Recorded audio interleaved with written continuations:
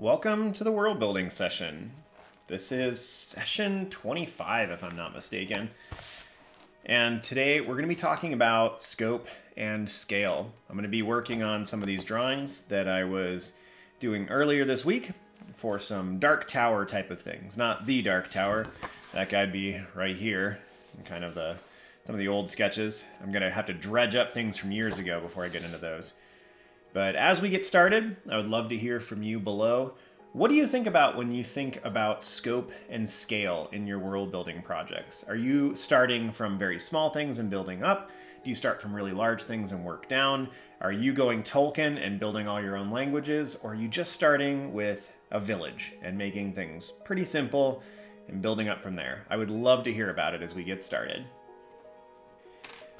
This is, I think, kind of a difficult thing to start a conversation about because scope and scale is something that probably doesn't occur to you until you're a little ways into the project.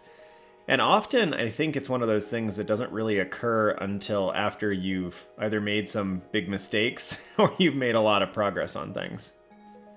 It's something that I think is pretty important, though, because it determines how much of your world you actually need to build.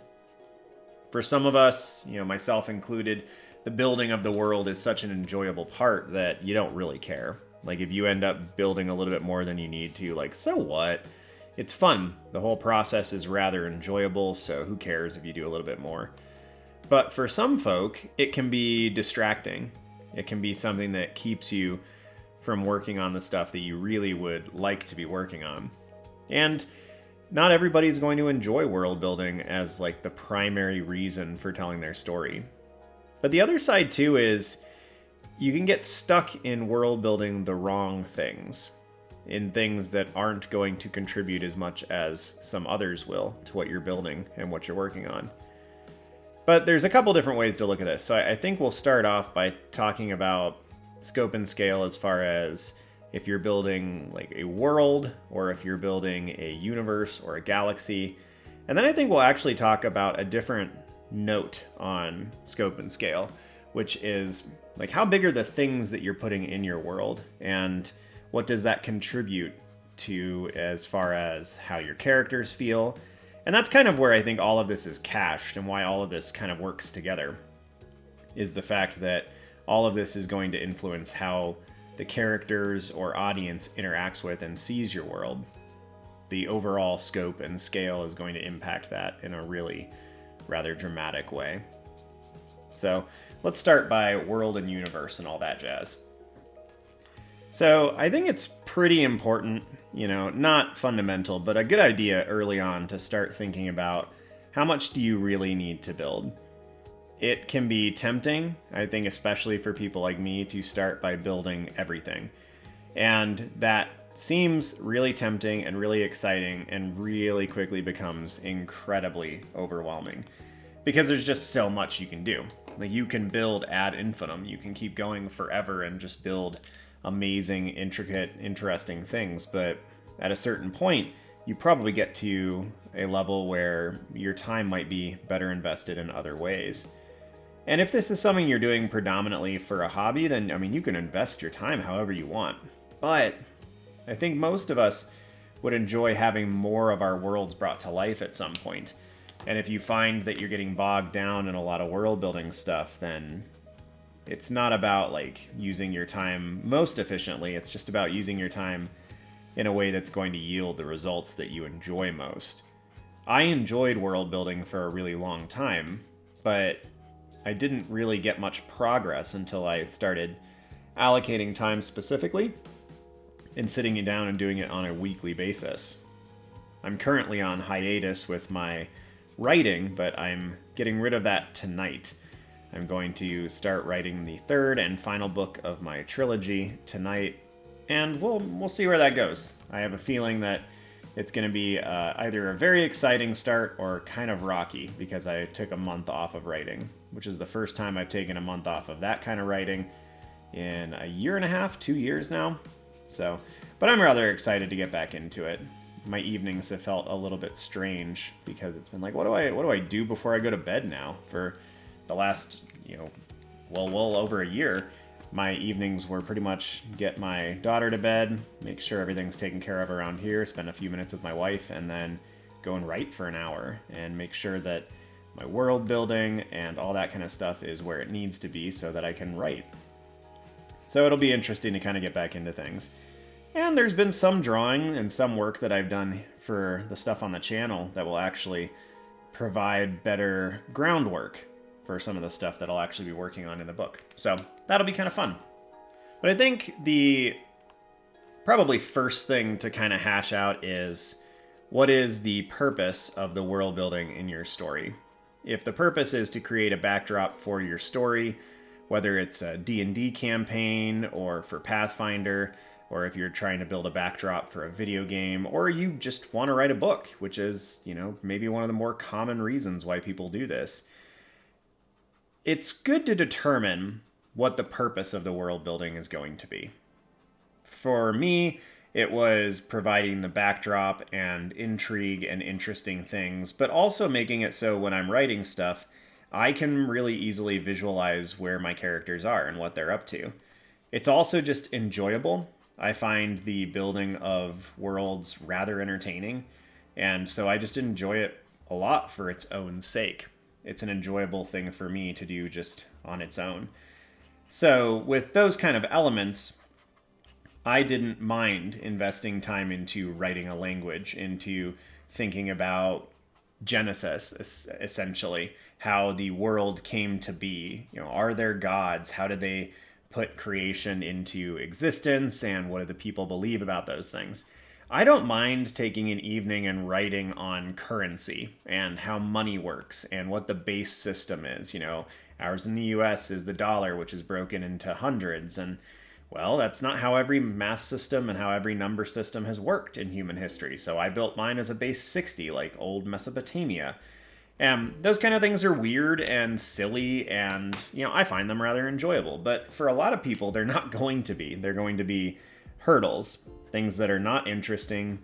And if that's the case, don't worry about it. If you don't want to invest that time into those things, don't. Make sure that your time's invested in places that you like. But I would encourage you to think at the beginning, what is the role of the world building in your story? And that will kind of tell you where you need to go as far as scope and scale. That will kind of inform how it should be structured. Let's say, for example, that your goal is to write a book, that you want to do just a single story, and you're not planning on having it be a part of anything greater. Then I would say that the scope of your world building has every right to be smaller. It doesn't need to answer every question. You don't need to think through every potential answer to every question. Your world building is built specifically to serve the purpose of that story, most likely. And so then you can just start telling your story. And when you need to pause and think about how those elements might interact with one another, you can take a moment and you can backtrack or build some elements that make things make sense. I think if you look at Harry Potter, a lot of the world building in the early books was done in this way. It was done specifically to serve the story. And it's evidenced by the fact that there are a lot of things that are introduced in book 1 or book 2 or book 3 that have massive implications when you really start to sort through the pieces. And there's nothing wrong with that. J.K. Rowling, to my knowledge, when she was writing the Harry Potter books, was writing stories kind of for her kids, and certainly stories for younger children. And so she wasn't concerned about having this massive wide world. And it seems like as things became more successful, she kept writing and things were working out pretty well, she started to build upon that and make it a much wider wizarding world. And I think after the fact, a lot of the things that we have online nowadays, a lot of the stuff that she said years later, I think most of those are essentially retcons. I don't have any evidence necessarily to suggest that this is 100% true, but it's the way that she talks about it and the way that these things never really showed up in the novels and these things that she's introducing later. Those things all seem to be retcons. They aren't always necessarily contradicting other things that existed either. I think most of the time we think of a retcon as something that contradicts that which existed before. And maybe, if you want to correct me in the comments below, that'd be totally fine. I don't think that that's always the case. I don't think that's how it has to be with retconning. But I think that often it is. You're recontextualizing the canonicity of things. And she's done a lot of things where she's recontextualized things. But I think some of this is just like her thoughts have continued to meander after she finished the stories, or there were things that she intended to be in and they just didn't fit, so she didn't put them in. I'm not sure exactly why she didn't do what Tolkien did. After the fact, it would have been totally doable for her to just put together a massive document that was her Silmarillion. It would have been really interesting if she'd done something like that. By the way, I guess I should take a moment and talk about these two towers. These are Zarkoza and Warkazu, two towers that stand outside the land of Karak, which I've covered in prior sessions. You can kind of see a little bit of that here. And it's kind of like, it's not Mordor, but it's the Mordor analog. Like, the people who live here aren't all bad and evil. There's not really a profound bad or evil in my story. Or at least the bad/evil that's in my story is not the reason why everything is screwed up. That's just the humans. They've done plenty well on their own.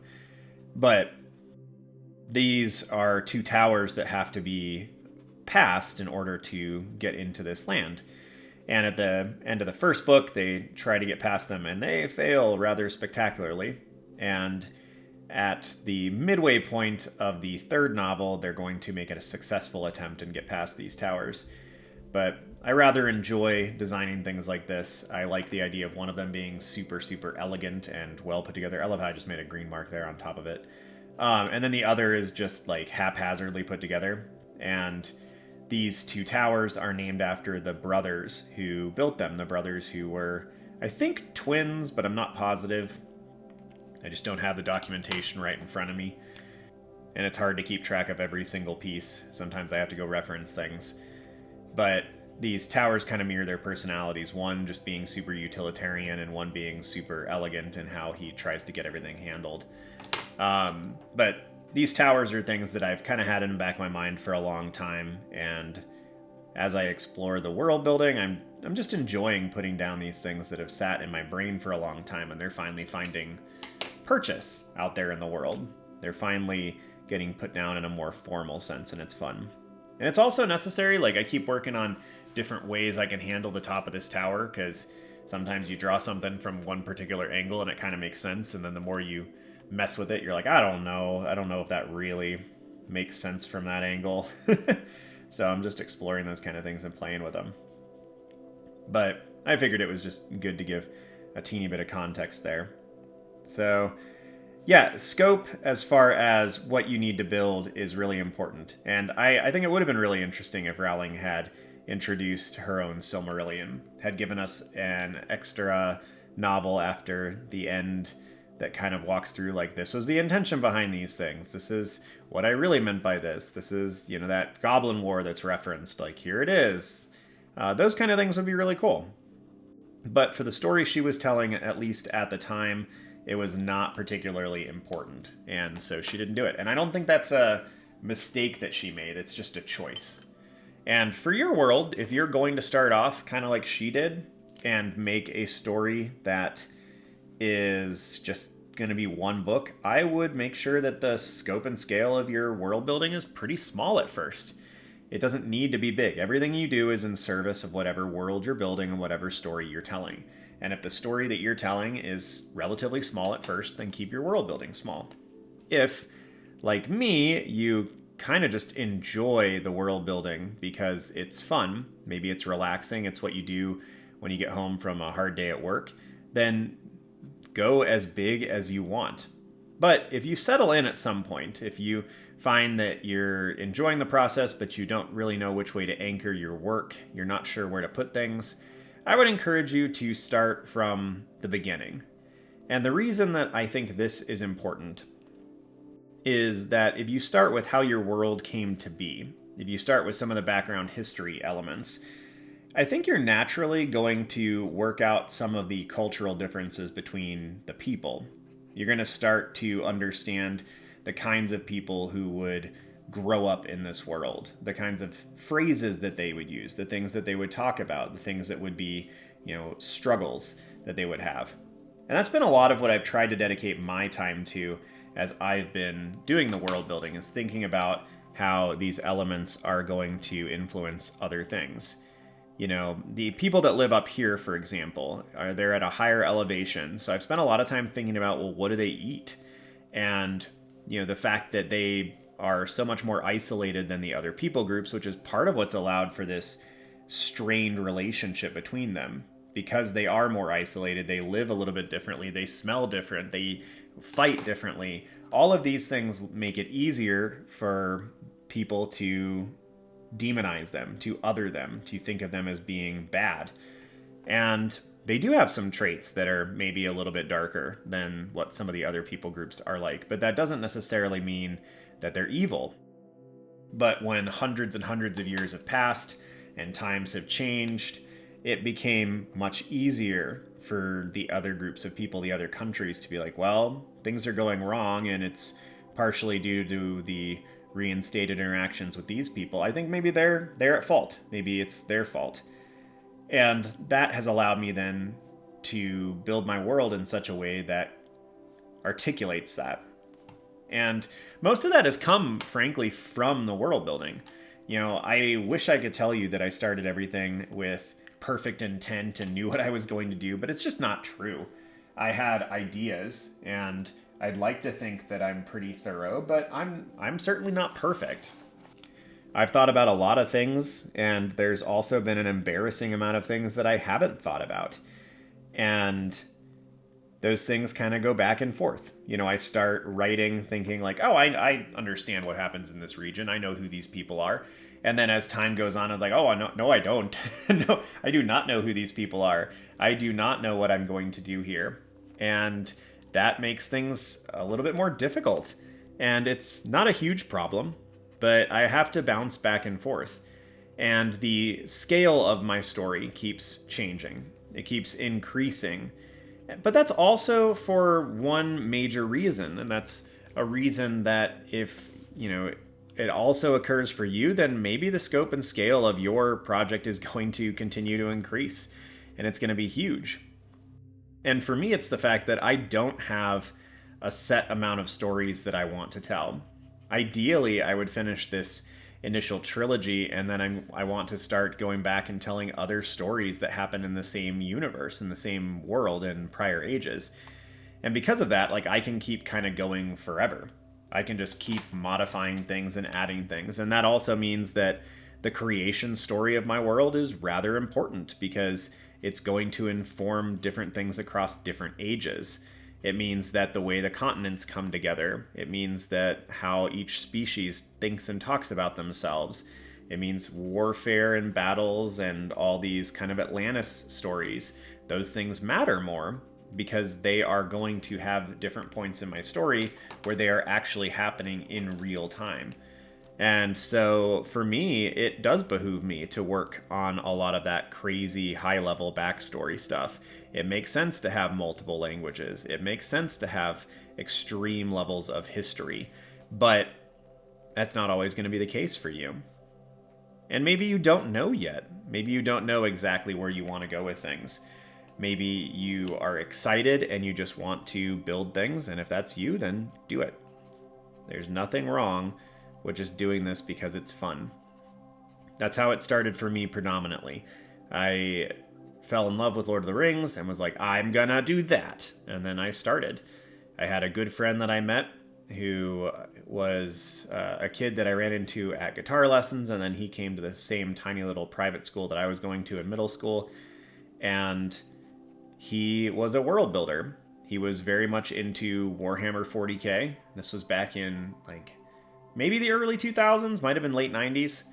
And that was a world that I had never run into before, and so he introduced me to that. And I just remember seeing his sketchbooks the first time and hearing him talk about these worlds that he was building and the races he was designing and this crazy sentient ship. It was a ship that had like maybe been taken over by AI, and it was intelligent, and it was just like, oh my goodness, this is so cool. And I think for me, it was just mind opening that like I could do this too. Like there's no reason why I couldn't start building these kinds of things too. And so that's largely what got me excited about it. And I started world building pretty shortly after that, if I hadn't already started before then. And I basically haven't gone back since. I haven't looked back. I've just continued to world build. It was only in the last couple of years that things got really serious, but that's okay. You know, you get older and you think you have things figured out, and you realize nobody ever really has anything figured out. That's just not how the world works. So, but my scale was something that was not a concern of mine. And then as I got older and I started working on things, it became a negative concern. It became something that was intimidating. I started looking at all the stuff I had done and was going like, oh my goodness, I'm never going to finish anything. There's too much to do here. And I think that's the cautionary tale of this.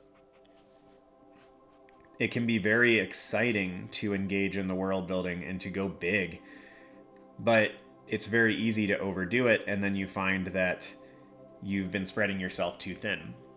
You're trying to tell too many stories at once, and then it becomes difficult to tell any of the stories that you want to tell. And I think that's honestly that's the problem. And depending on who you are and where you're at in your world building journey, how much self-control you have, how organized you are, that may be a huge deal, and it may be no deal at all. So it's something to consider, something to be aware of in your process. For me, I try to rein it in. As much as I do plan on basically world building everything eventually, I try to rein things in because there are small subsets of world building that are far more productive for me to put time into on a daily basis. I would really like to take some time and just write the languages, but as of right now, that's not the most important thing I have on my radar. That doesn't mean that I'm not going to take an evening or a day here and there and work on those. I am not a slave to the schedule that I have set up, but it does mean that those are not my priorities. In general, I'm prioritizing getting the story done so that then I know what I can do to move forward. I'm kind of excited and terrified to go back in and start doing my editing passes on things, but it's also going to be a lot of fun to do the editing passes on things. A lot of the locations that I covered in the early stages of my book and then the second book have been things I've explored in these world building sessions. And I know now that when I revisit those, I have more to go off of. I've done a lot of work here that is going to show up in a real way in that writing, and it's going to be better for it. And that's a kind of cool, exciting thing. And I have these sessions to thank for it. I also hope that they're beneficial to you who are listening, you know? But at the end of the day, they are dual purpose. They're for me, and they're for anyone else who's listening and needs that encouragement. And I think it's always a good thing when you can do that with your work, when you can have things that serve multiple purposes, especially since for a lot of us, this is hobby time and probably not professional time. And if you are a professional world builder, like tell me where I can sign up for that job, because I would love to do that. That would be amazing. Like, how do you get the job where you're just the guy who world builds and draws maps and designs stories for video games or something? Wonderful. Be so cool. I imagine it would probably be a heck of a lot harder than, you know, my naive, excited inner child thinks, but I feel like that's most jobs. I don't know of any job that someone in my life has gotten that they've been excited about that hasn't pretty quickly turned into, oh yes, like, it's good, but it's also just still a job, because that's how it works. But the other side of this too that I wanted to mention is like the scale of individual things in your world. And this is also like the scale of what's happening. And again, if like we go back to Harry Potter, the scale feels very big when you think about it from the perspective of Harry. But if you come out of that for even just a quick moment, you realize that like it's really not that big. Like Voldemort basically spends the entire, what, 7 years? I think there's 7 books, trying to take over a high school. And it's not even a high school, it's like a middle school and high school, right? And yeah, like that's the scope and scale. And it kind of goes into like all of Britain, but like none of the other countries really get involved at all. So it's not really even like an international issue. I don't know, again, like when you're reading the books, that's probably not a very big deal. You're probably not thinking about it in those terms because you are enamored with the characters that are involved in that story, and you're hearing the story told from their angles, and so it is terrifying, and the scope and scale feels really relevant. But I think the reality is, like, the scale of Harry Potter is not huge. Maybe it gets a little bit bigger in some of the other places that I'm less aware of, but the scope and scale are just not that big from my perspective. And honestly, Lord of the Rings feels like it's got this massive scale and scope to things. But really, the War of the Ring is, what's told in the Lord of the Rings. It is one war at the end of the Third Age and the turning of the Fourth Age. And in the like external texts like the Silmarillion, it is literally like a footnote. My understanding is that essentially it's like Frodo and his servant go to the to the Mountain of Fire, Orodruin, and they throw in the ring and Sauron is defeated. And I think that's literally like how it's told in like the broad, wider history of Middle-earth. Because while it's a huge, huge event for our characters, it is significant to our characters, but it's not a world-shattering event. And I don't know. I mean, that feels funny to say because, I tend to be a huge, huge fan of Lord of the Rings, and I don't think that reality takes away from it. But the scale feels massive. It feels incredible in the moment. And it's big, but it's not as big as you might think. There's a lot of other things going on, and, there's other battles that take place at the same time. There are wars and battles in the past of Middle-earth that are world-shattering, literally. There's one where the gods come in and they have a fight with the, Lord of the Rings version of the devil, and the world is changed. Like, literally, the physical shape of the world is shifted. There's one time where God comes down, sinks an island, and makes the earth round and not flat. So there are a lot of crazy things like that happen.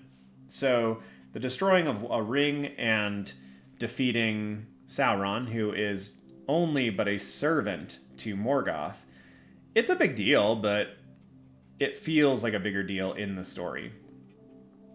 And all that said, those kinds of things are not particularly important. It's just a good thing to be aware of, I think. Because at the end of the day, like, your reader, yourself, anyone who's interacting with the story is going to look at it through the eyes of your characters. If your characters think it's a really big deal, it's going to feel like a big deal to anyone who's reading it, anyone who's partaking in the world that you've built. And as for the scale of the things that you have happen, you can make them appear bigger by making them be more impactful on your characters. You don't necessarily need to have an Omega level threat or an Avengers level threat type of thing. If it's an impactful story to the characters that you've constructed, then it's going to be fine. It's going to work out. That said, I think if you are fantasy or science fiction world building, one of the coolest things you can do is have just gigantic elements. Part of what makes Dune so cool is that it's a whole planet that is a giant sand dune, and it's intimidating for that reason. The sandworms are very much the same. When you watch the first Star Wars movie ever, I remember that the introduction is essentially the Corvette cruiser going underneath the camera or right above the camera. So you get to watch it, and it's really cool, and it's, better, more realistic than like anything that preceded it. And it passes and you're like, oh, that's really cool.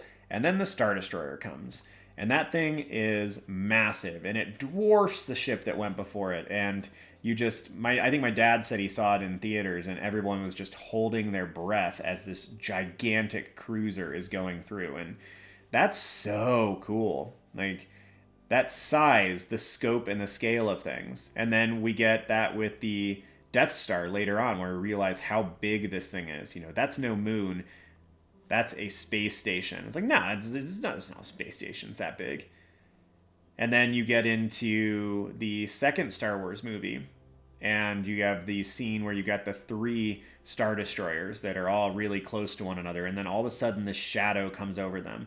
And Darth Vader's personal Star Destroyer, his Super Star Destroyer Executor, comes over the top. And again, it's this moment of like, oh my goodness, what is going on here? That size, the scope, the scale is incredible. When you first get that scene in Lord of the Rings, I think it's in the Two Towers movie, but I'm not positive, where you see Barad-dûr in its fullness for the first time, where the camera swivels all the way around it, and you finally get to see the entirety of that tower. Like, that thing is massive. It is incredible. It is so cool. And the scope and the scale there, the size of it, the sheer size is just mind-blowing. And those kinds of things are really important. I know that talking about scope and scale, like, we've obviously covered a lot of different angles that this can take, and they're not all quite synonymous or the same. Maybe they should have each been given their own session. So let me know in the comments below if you think I should detach them, or if you think that they make sense together. Mostly it was just kind of my ramblings as I was thinking about scope and scale. But you can't get everything right? So I would be happy to know your opinions and what your thoughts are in the comments. On that note, I think we're about ready to wrap this up for today. So, as always, thanks for being here. Thanks for listening. I really appreciate it. Thanks to my patrons who are on the screen right now. If you want to check out the Patreon, you can do so at the link below in the description. And I would encourage you to check out our Discord server too. It's a small art community that gives you access to what other artists are working on and, just some support. Art is hard and it can be pretty lonely. And so it's good to have a community. So if you don't have much of one, I would encourage you to check that out. It's a lot of lovely people on there. All right. Well, have a good one, y'all. See you soon. Go make some giant things. Or small things. Blow something up in the meantime.